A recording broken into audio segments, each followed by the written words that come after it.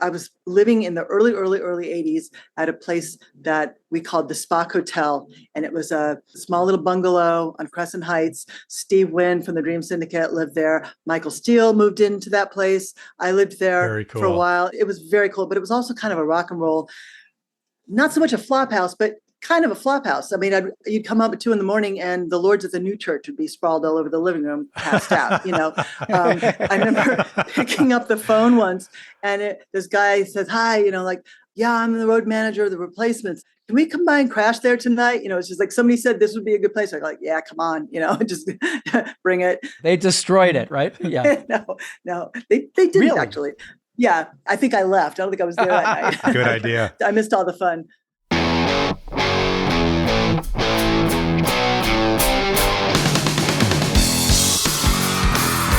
Hello, Cleveland! Turn your speakers up to 11 because it's time for Too Much Effing Perspective, the podcast that asks musicians and entertainers to relive their most Spinal Tap moments when nothing goes right and everything gets kind of weird.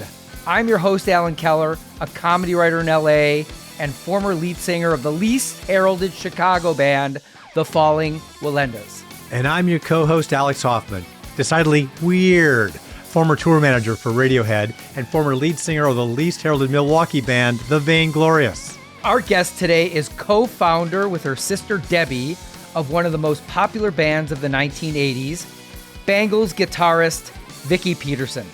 Vicki tells us about the odd listening party the Bangles had with Prince at 2 a.m, why she brought a tape recorder to her first meeting with legendary manager Miles Copeland, and her conversation with Jeff Beck about Spinal Tap guitarist Nigel Tufnel's hair.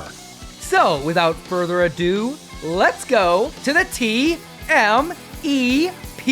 show! It really puts perspective on things, though, doesn't it? Not too much. There's too much effing perspective now. Alex, when a band does a cover song, I don't want to hear them ape the original version. Otherwise, there's really no reason to do it. For example, I know a lot of people love Nirvana's version of David Bowie's The Man Who Sold the World, but I think it's mostly because people hadn't heard the song before and isn't very different from Bowie's original. Yeah, and I think that was from Nirvana's classic MTV Unplugged performance. That's right. And it's not bad. I'm not saying that. It's just doesn't add much to the original. Like when my band Women's Liberace would do a cover, we would completely revamp them. I remember doing a pretty hard rock version of the Eastern-tinged George Harrison Beatles song Within You Without You. We tried to turn Wilson Pickett's Midnight Hour inside out. And we even did a bluesy version of Jimi Hendrix's Manic Depression that was really more us than him, for better or worse. Ah, interesting. Yeah, and my band, the Vainglorious, we actually did a really ethereal version of Depeche Mode's Everything Counts, which we were trying to get on a compilation of Depeche Mode covers, but we didn't make the cut.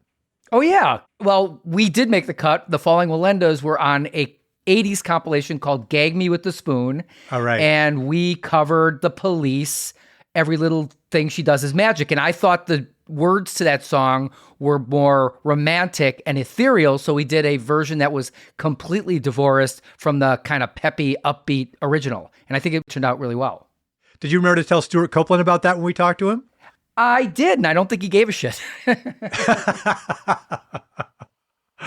That's funny. That's funny. But anyway, you're right. Your point is well taken, that if you're going to copy someone else's songs, you kind of got to make it your own. Otherwise, you're really just a cover band. Yes, that's absolutely true. I'll give you an example of covers that I think are done really well.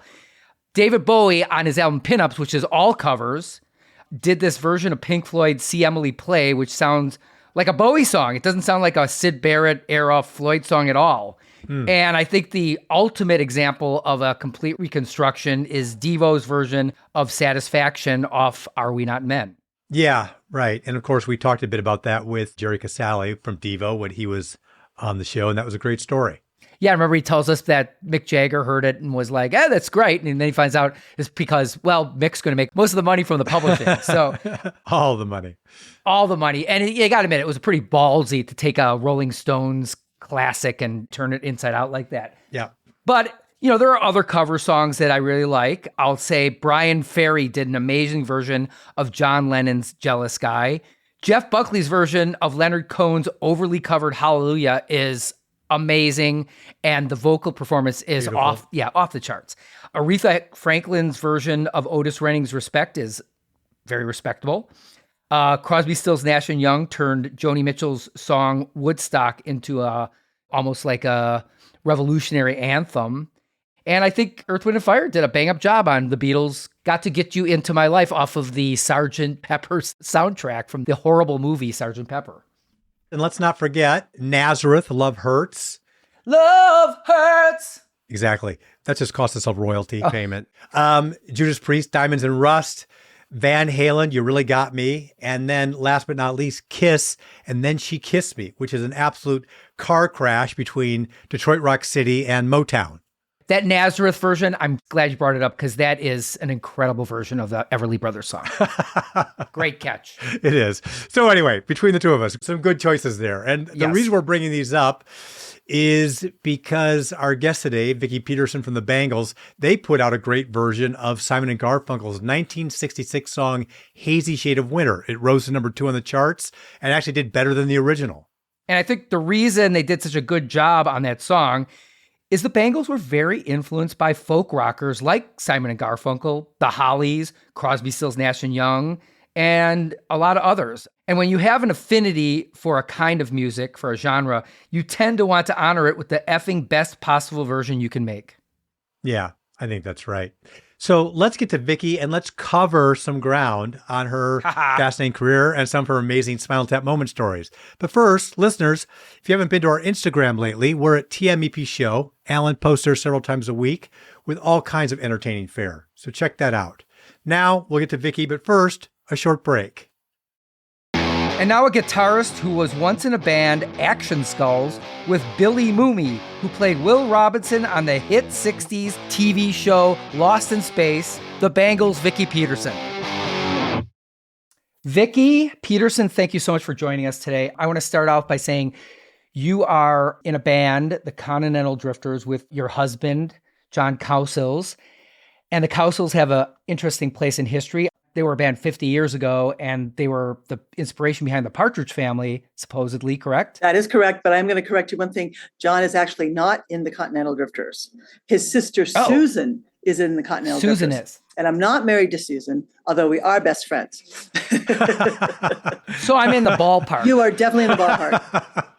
Oh, my goodness. Why I want to bring that up is I'm pretty sure the first single I ever had was Hair. There you go. By the Cowsills. Yes. And if you guys don't know that, our listeners, it's Give Me a Head with Hair. Long, beautiful hair, shining, gleaming. And my favorite line in the history of rock music, streaming, flaxin', waxin'. Flaxin', waxin'. Flaxin', waxin'. That was my stripper name, was Flaxin' Waxin'. Wow. A great pop record, I have to say. So I'm commending you on your choice. Thank you. At whatever thank you. tender age that was.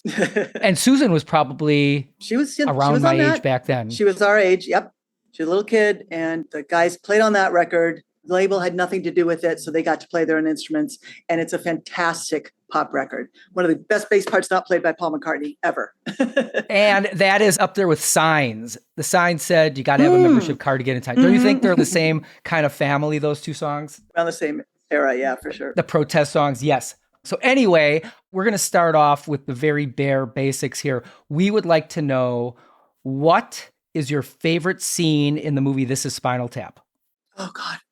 So many to choose from. And I was going to say, you guys, when I heard the title of your podcast, I am so in, because this is a classic film. Even my parents, God bless them, watched the movie once a year. Like people used to watch, Wizard of Oz once a year. My parents would put on Spinal Tap because they understood this is real life. Yeah. Come on. So many to choose from. The quotables are incredible. I still will say, don't even point at that. You're still hearing that. Right. Go around and have lunch, come back. Don't touch it. Yeah, don't touch it. Yeah, and I have to say, not dropping names, but I'm going to drop a name. I was talking to Jeff Beck at one point backstage, and I asked him, how do you feel about Nigel stealing your haircut? And he immediately went into this like apoplectic. He said, I can't even, it's too real. It's too real. Don't even talk about it. He had that reaction. It was just, they just nailed it. Well, that's funny you brought up Jeff Beck because a prior guest, CJ Vanston, who is pretty much the fourth Spinal Tap member. He's been with Christopher Guest since Waiting for Guffman, worked on all the movies, and is now actually in the new movie, the sequel that's coming out. Brilliant. Yes, and he's been in the studio recording with them. But CJ had a funny story about him and Jeff Beck, where Alex, you might have to correct me on this, but Jeff Beck, I think, jumped on amps, fell off, and CJ picked him up and carried him to safety. And every time he would see Jeff Beck thought he was a giant, that he had picked him up and had this recollection. Is that that's wild. Right? That's right, in the Alex? ballpark, Alan. The one piece you're missing is that when Jeff fell off the stage, he ripped his pants open. There we go. Right. Split him down the back.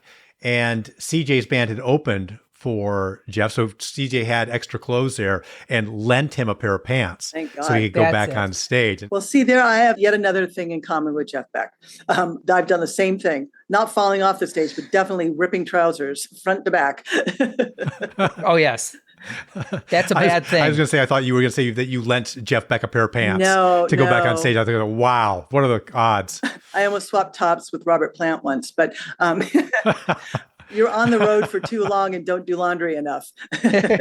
So what happened? You split your pants? Yeah, it was at a big show in New York City and a lot of people on the pier. It was an old venue that was right on the pier. And we actually had a wardrobe person on the road with us at that point, only for like 20 minutes, but she was there. But she was back at the soundboard admiring how great we looked. And I am now trying to just insanely wave somebody down. I finally got our guitar tech, like, go get me a skirt. He's like, what? A skirt? So I went off into the wings, and it was an outdoor festival, so there's no real backstage. It's just into the wings. I managed to get a skirt on over my pants, get the pants off, and continue on with the show. Wardrobe malfunction, right? Mm-hmm. I was like in northern Wisconsin once, and it was a Saturday night, so nothing was opened, and I was hanging our backdrop, and I split from front to back, and I was going commando for some reason, and I had to have my guitar tech ended up kneeling behind me the whole show and holding my pants together, and I just kind of stood up there, so I wouldn't be hanging out. He got a bonus. He got something. I said, "That's your bonus. Take it."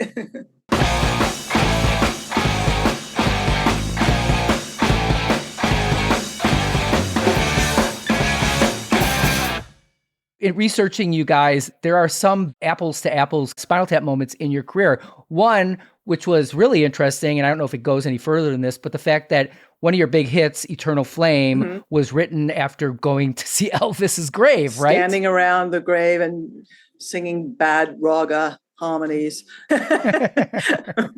and quoting Too Much Effing Perspective, at that moment. Were you really? It's absolutely true. Absolutely true. Oh, that's funny. Absolutely true. Awesome. Yes. That's awesome. In the Garden of Memories, and there was a plexiglass box sitting there with about 5 inches of rainwater in it. And we asked the tour guide who's showing us around, and it's like, what's that? That's the eternal flame. Like, well, but it's not lit. And he goes, well, okay. We termed it the semi-eternal flame and laughed about it for about a week. And then Susanna went home and got with Tom Kelly and Billy Steinberg and wrote a song. Well, it's interesting that you guys would have, that was probably your biggest hit, right? Or one of them for sure. One of them, mm-hmm, absolutely. And it's atypical for the Bangles, just like our favorite band is Cheap Trick. And they had The Flame, which was about the worst Cheap Trick song ever and totally not like any other Cheap Trick song that I love, right? There you go. I think you agree with that. Also, you started this band with your sister. Correct. And of course, in Spinal Tap, Nigel talks about his relationship with David and said they're closer than brothers because brothers always fight. How do you feel that your relationship with your sister impacted the band? Was that a positive or a negative overall? Well, I'm ice and she's fire. So, together we're sort of lukewarm water. Thank you. Awesome. You are ready for this interview. That's fantastic. Done your homework. Well, that's really cool. And I'm sort of wondering, did you ever, over the course of time, interact with other sibling bands? We did actually play with Hart a few times, and Hart was, for me in high school, hugely instrumental in figuring out what we were doing. And, Nancy's guitar work was insane. And I loved the way Ann sang and just loved their dynamic together. But there were several, the Nelson brothers. Right. But yeah, absolutely. Sibling harmony has always been one of my favorite things. It's a magical thing that happens in nature. The way that voices that are related but not the same, the way they sing together, it kind of creates these overtones. And it's not the same as doubling or tripling your own vocal. It's Right. more than that. It makes another person. Debbie and I sing together and it makes a third person almost. I love that sound. I love the sibling blend, we call it. Yeah. I think it's a beautiful thing. The Beatles were very influenced by the Everly Brothers. Absolutely. Right? Everly Brothers are... And it's so funny. The Everly Brothers were not in harmony with each other ever, but their harmonies themselves were so fantastic. They had the sibling blend. Yeah, it's important. That's right. We had Nancy Wilson on the show, and that was a lot of fun. I mean, she was great. very transparent about their deep love for each other and some of the very significant conflicts that they've had and that sort of thing. Yeah, family can be tough, but it's such a rich dynamic and such a deep connection with another person that those conflicts can be even more painful and more hurtful if they flame up, more so than a person who is not related to you by blood, who didn't share your toys when you were in kindergarten. That's why I think some of the Gallagher brothers, the Everlys and the Kinks and the Davies brothers, those fights can be epic. Yeah. Because, there's so much history and a lot more passion, I guess, in a lot of ways. Debbie and I are lucky because we really didn't fight like that. We were bandmates, since Debbie was 14, I was 16 when we started. Since Cuckoo and the Doo-Doo Heads, correct? Cuckoo and the Doo-Doo Heads, yes. Yes, that was. You can only name your band that if you have a sister or a sibling. No one else will let you name your band. Yeah. Vicki and the Peterettes, they were calling us.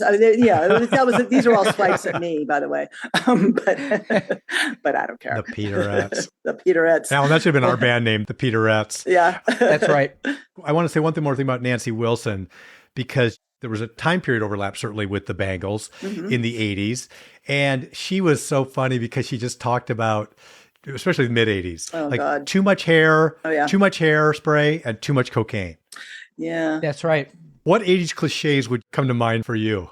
Definitely the hair and the more is more aesthetic. You don't wear 12 bracelets, you wear 45 bracelets and more ruffles, more this, more that, more definitely teasing of the hair. But for me, because I was just obsessed with the 60s, as was Debbie and Susanna, we were all finding a way to almost relive that era that we missed because we were, a little too young for that. So for me, teasing my hair, I just wanted to be like Jane Fonda and Barbarella.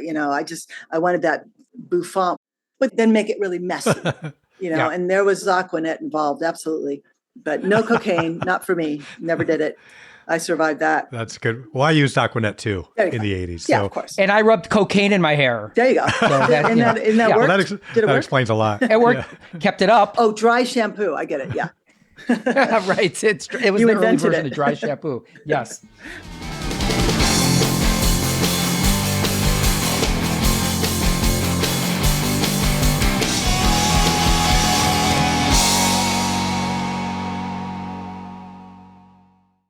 Vicki, in 1989, the Bangles broke up, and the circumstances surrounding it are very similar to what many other bands have gone through. For instance, labels will often start promoting the lead singer as the leader of the band, which is what the lead singer usually thinks anyway. And it ends up destroying the delicate balance between members. We had Jerry Casale from Devo on the show, and he obviously is still bitter how Mark Mothersbaugh took over the band with the label's help. He even has a term for it. Lead singeritis. Could you talk a little bit about what the Bangles went through? The LSD you're talking about, lead singer disease. Yeah. Lead singer disease. Okay. but it was one of the elements, I think, that led to us in 89 splitting. We also were pretty severely overworked at that time. And for whatever reason, we had never learned to say no and to say, we need a 4-month break. Doing the Simone Biles for my mental health. I need to put this aside for a second. We just never knew that you could do that. Right. There was a lot of fear. If you don't do everything we're asking you to do, you're just going to fail and you're going to go away. So obviously didn't want to do that. But yeah, there were outside influences trying to create a different version of the band. And I'm not going to say that anybody in the band was acting like Sting, or anyone else who wants to be a benevolent overlord or a non-benevolent overlord. But we always were a democratic band. And as we know, democracy is flawed, but it is probably the best system, but it is flawed. And we are all equals, but some are more equal than others. And that's how it sort of started to shake out a bit. It became problematic for me. I spent my every waking hour, I felt like trying to preserve this idea and this. It was becoming a fantasy, but really my ideal of what this band should be. And that included having 4 strong singers, 4 strong personalities, and 4 strong writers, and which we had all of those things. And when it was being sort of shaved away, like, we don't value your participation as much as we value this person's participation. And that starts to feel not good after a while. That just doesn't feel good when you're being told you're not as pretty, or you're not as this, or you're not as talented. And in some bands, that's fine. And that's exactly how it should be. Nobody argued that Michael Stipe is the lead singer of REM, but they were a very solid unit. Right. But it's not about saying this person is a lead singer. It's about, that's not what we were. That's not what the band really was. So it was a distortion of what my dream was, really. And I didn't want to be the guy up front. It wasn't about that. It was about, I just didn't understand why nobody seemed to be able to grasp the idea of a band with more than one lead singer. I kept saying, so you've never heard of the Beatles? Yeah. You don't know who the Mamas and Papas are. Okay. You don't know who Crosby, Stills, Nash and Young are. Oh, that's interesting. Okay. Yeah, you're right. They wouldn't have ever done anything. So it kind of blew my mind. That's fascinating. But I think one thing you said that's really interesting, because it came up recently. We just recorded a special episode about The Clash with Nick Hexum from 311. And, they broke up for many reasons, but one of the big reasons was they didn't take a break. Yeah. Mick Jones wanted to take a break, and Joe Strummer said, no, we just got to keep going. And it was the last straw. They just flew apart. They can wear it down. And just to circle around for a second about the multiple lead singer things, that's exactly what the Continental Drifters have. From day one, this band was built as a collective of songwriters and singers. And that is something that I've always celebrated and that I absolutely love about being in that band, because we're just each other's fans. Peter Holsapple's in that band, right? From the DBs? Absolutely. He was a guest on our show too, which was great. Brilliant.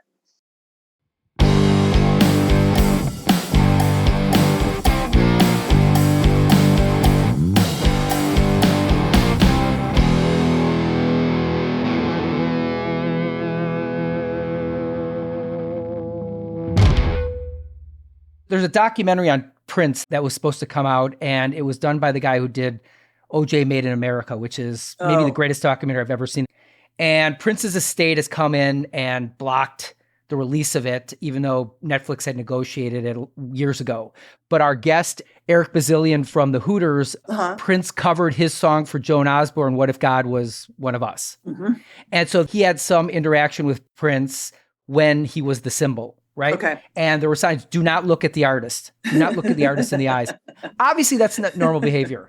And this documentary talks about Prince's dark, paranoid, the other side of genius, basically, right? Yeah. Prince came on stage and played live with you in 85, gave you the song Manic Monday.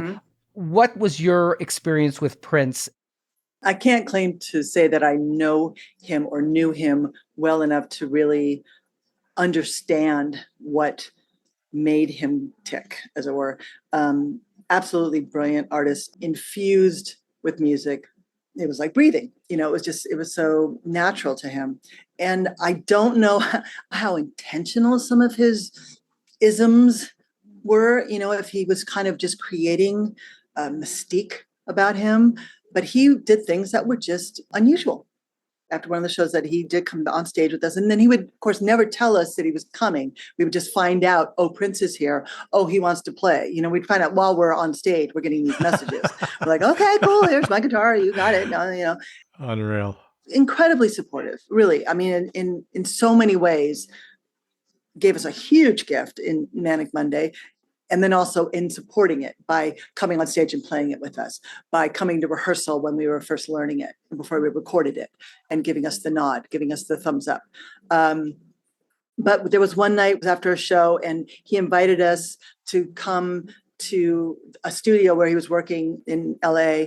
And by now it was like 2 a.m.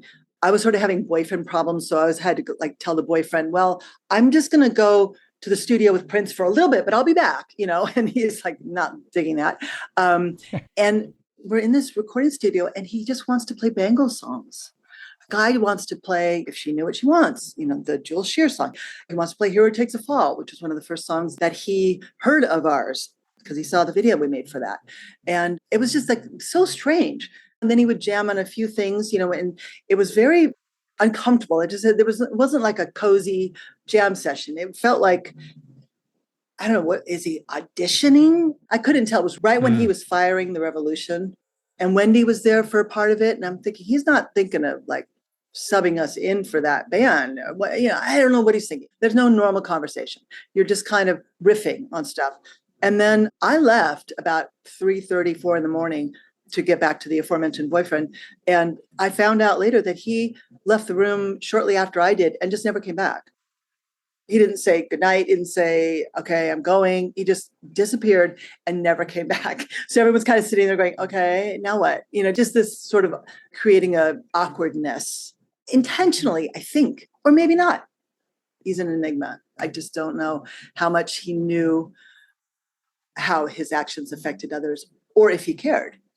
He may not have cared.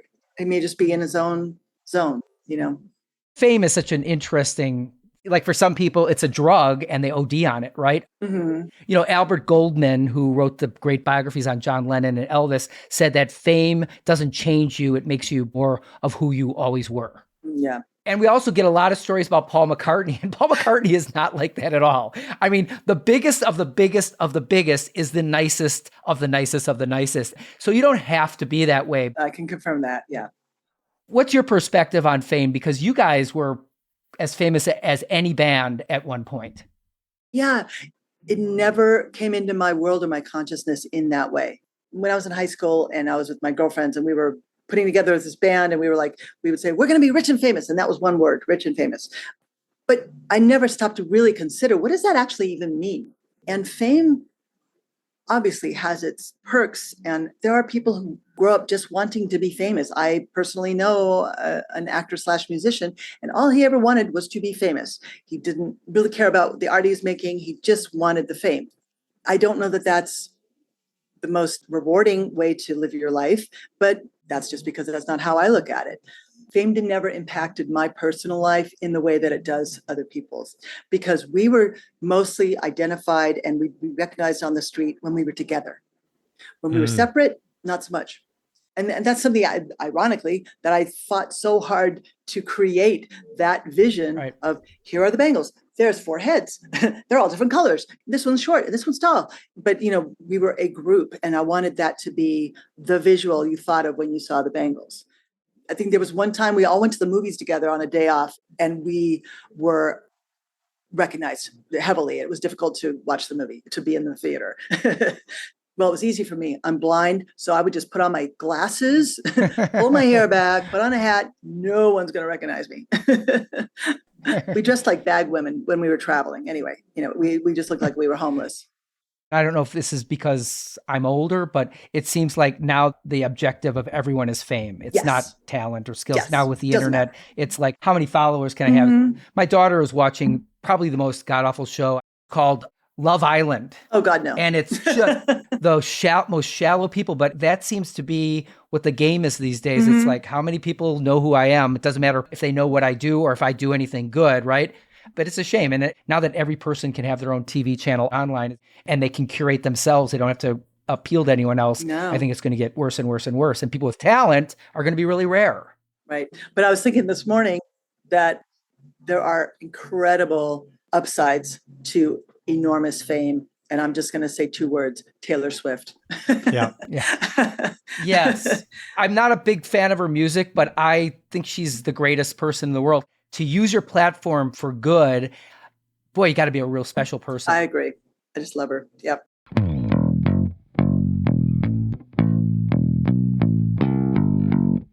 So, Vicki, I want to ask you about songwriting. Uh-huh. So I was a tour manager for a number of years. That was my first career out of college. I tour managed the Bodines, and Lona Navarro Wow. toured with us. Oh, great. Aw, yay. Yeah, yeah. And I know that Eric and Dan worked with you guys, co-wrote Everything I Wanted, right? Yeah, they were around a lot. We still see Dan all the time. Oh, you do? Good. Yeah, John and I run into him at music festivals often. Oh, that's Yes. great. Yeah. Love those guys. And Eric, RIP, was So such a missed. wonderful, Yeah. wonderful guy.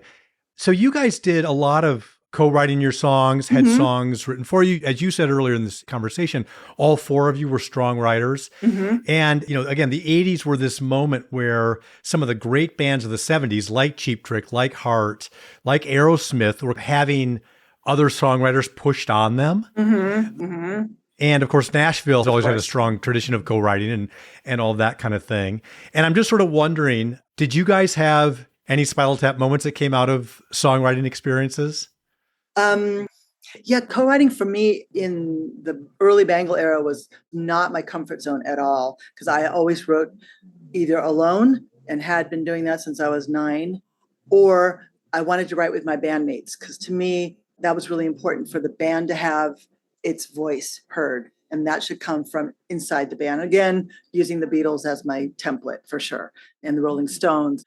And so having outside writers always made me a little suspicious. But then on the other hand, we always did covers. We actually did Hazy Shade of Winter back in 1981 in our first sets. There were 60s songs that we absolutely loved. Where Were You When I Needed You? So many songs that we absolutely just loved singing. Live by the Merry-Go-Round, which we ended up recording. And so it was not like I was against singing something that was written by somebody else. But the co-writing thing was always a little uncomfortable for me. And I sort of forced myself to experiment with that when it seemed like that was going to be necessary, because I wasn't getting the kind of partnership out of my bandmates that I was hoping for after the first couple of years. And then Susanna did the same thing, where she lived in the same neighborhood as Billy Steinberg, and he and Tom Kelly had just written a massive hit for Madonna. So why wouldn't she get in a room with them? It makes total sense. And now I'm way more open to it. I'm way more interested in it. I call it song sex. You get in a room with somebody you don't know that well, and it's either going to vibe or it's not going to vibe. And whatever you make together is going to be fantastic, or it's just not going to work. And you're both going to feel a little awkward and weird. And then you, kind of like smile and leave, so it's sort of, you're either going to gel or you're not going to gel, because it's a really personal thing. But I love songwriting, and I still tend to write by myself, but I'm experimenting and open to writing with others. And you're right, Nashville is the town of co-writes for sure. Yeah. I've been in the room with a capital R when you've got like 6 people sitting around. And this is something that's very normal here and very normal in recent years, where, 6, 8, 12 people end up as credited writers on a song. And 5 of those people are in the room at the same time, and they're throwing out ideas. And I've done that a couple of times. I found that very weird. But you look at the charts, and so many of those hit songs were written by more than 5 people. It's strange to me. I put out an album with a friend of mine, Mike Stefaniak, a couple years ago, and I was amazed because he had the ability to adapt to my voice. But that's really hard to do, I think, is find someone that's on your same mental plane. And I understand like what you were saying about the bands from the 70s dealing with transitioning into the 80s and what that pop scene looked like at the time. I'm guessing that Nancy Wilson had some things to say, because they were getting pushed. They were doing songs that were just like, what? Yeah. Why are you singing that song? Yeah. But it's a top 5 song. It didn't have the kind of idiosyncrasies and that sort of personality that something off of Dreamboat Annie had. Those were songs that sounded like they were written by the band. And it was unusual, and it was personal, and it was unique. She said the 70s were for making art, the 80s were for making money. Yeah, she's right. Right. Right? Remember that? And it's like, it's hard to stick to your guns when your label is kind of pushing you in a certain direction, right? Absolutely.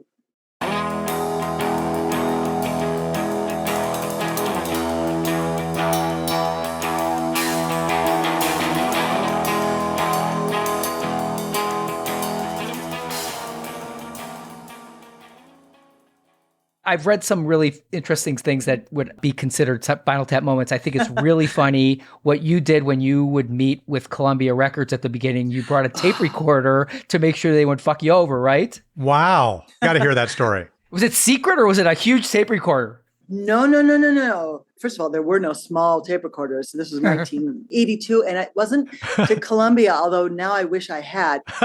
It was to our first meeting with Miles Copeland. Oh, yeah. And he had seen us at a club, and he said, come by my offices. I want to talk to you. And ladies, he always spoke with a weird, fake Southern accent.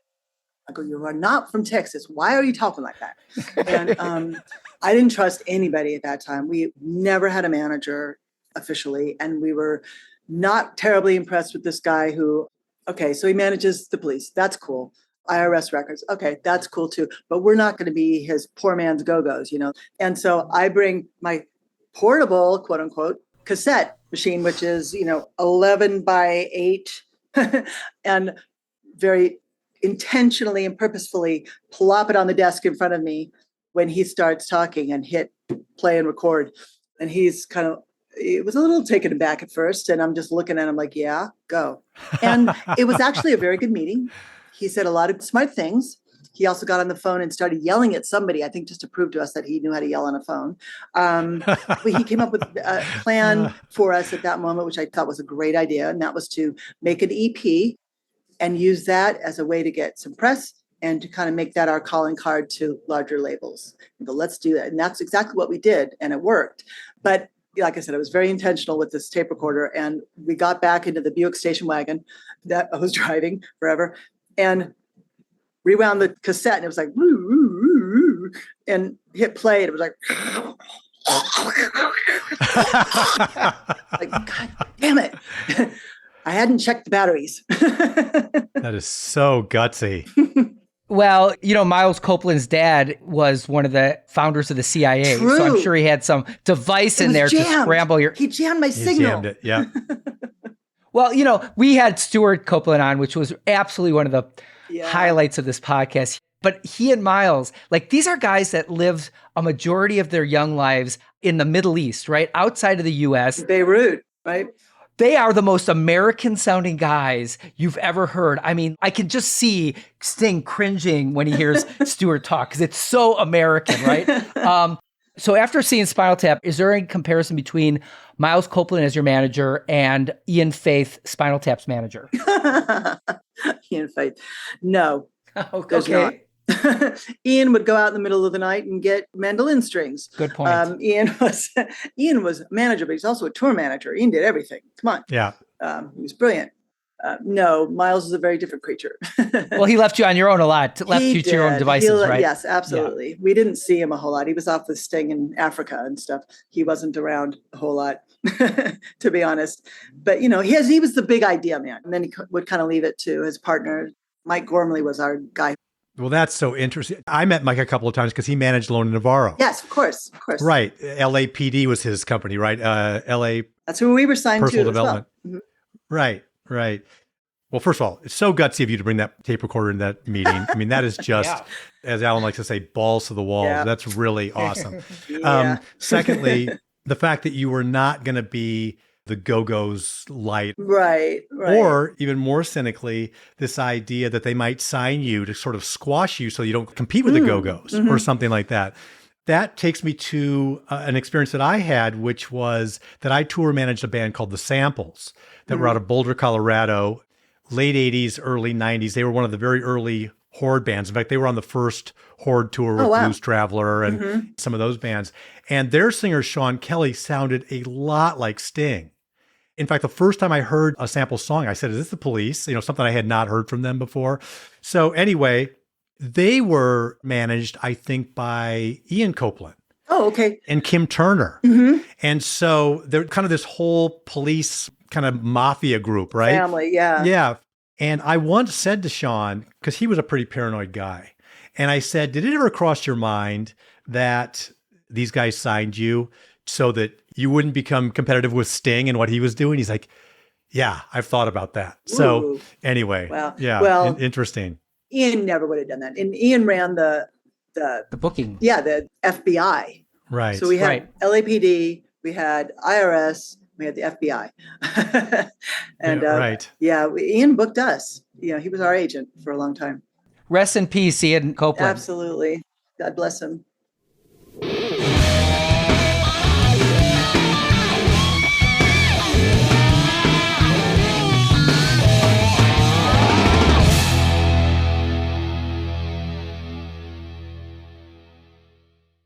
Legendary and now canceled K-Rock disc jockey Rodney Bingenheimer was one of the people who broke the Bangles, right? Mm-hmm. I mean, Susanna brought your EP to him wearing a mini skirt, and next thing you know, you're being played on the biggest rock radio station in LA. It was the 45 that we produced ourselves, yes.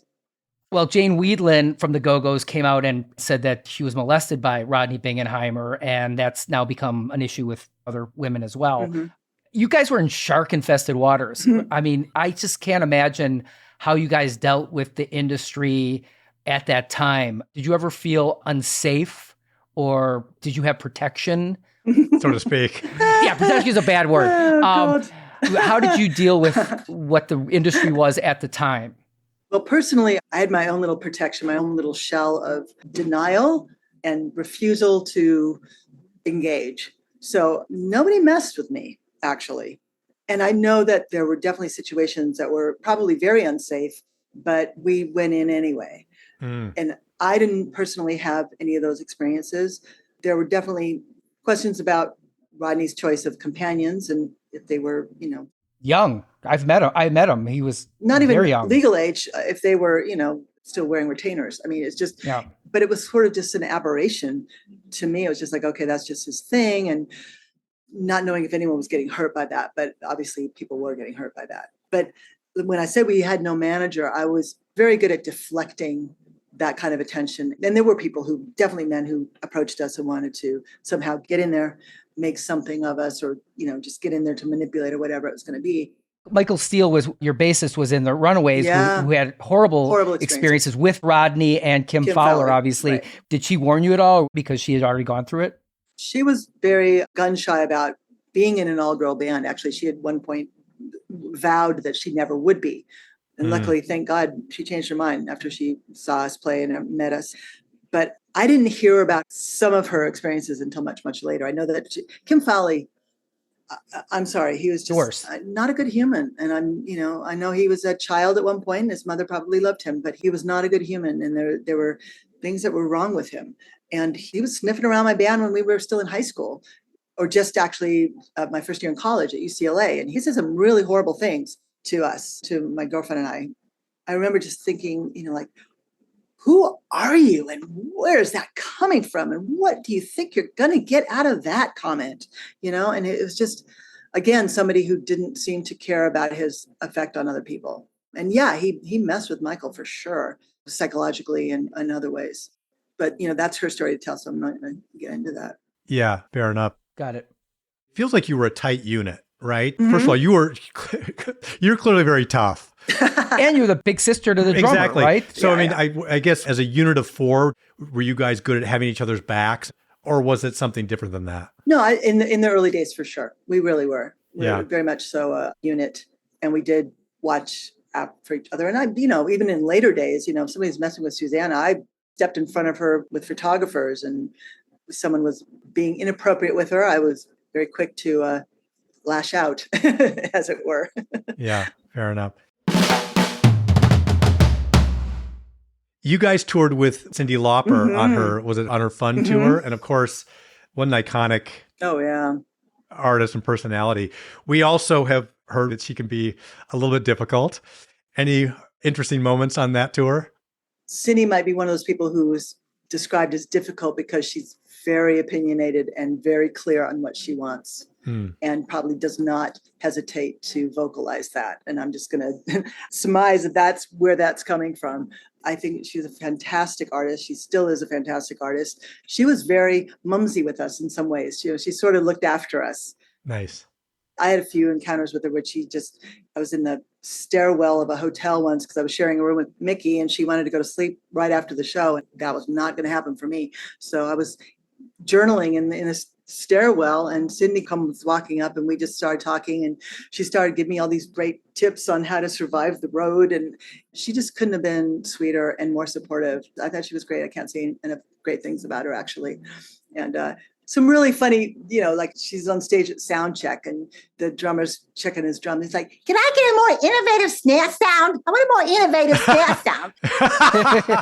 And so that became one of our things. We had sound check. We're like, I think we need more innovative snare sound. I love it. That's awesome.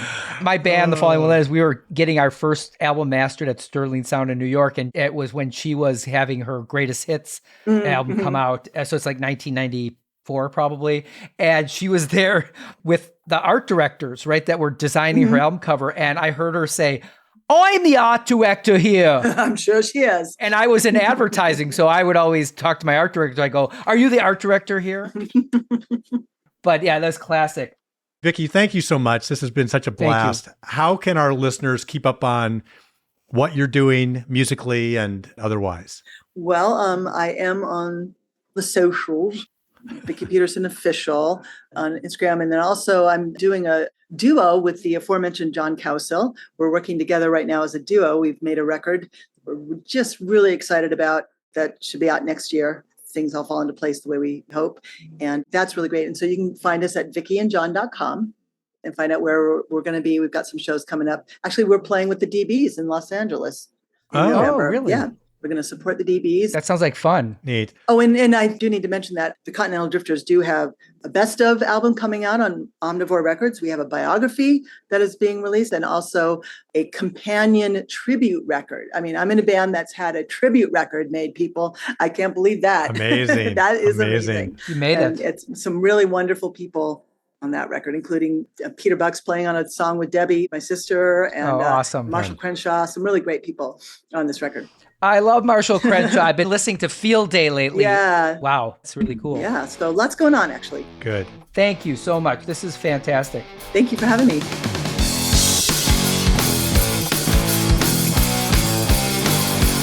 Thanks to Vicki, both for sharing her awesome and hilarious stories with us and for teaching us a couple new technical terms, especially rich and famous as a single word and sibling blend to describe the vocal sound of brothers and sisters singing together.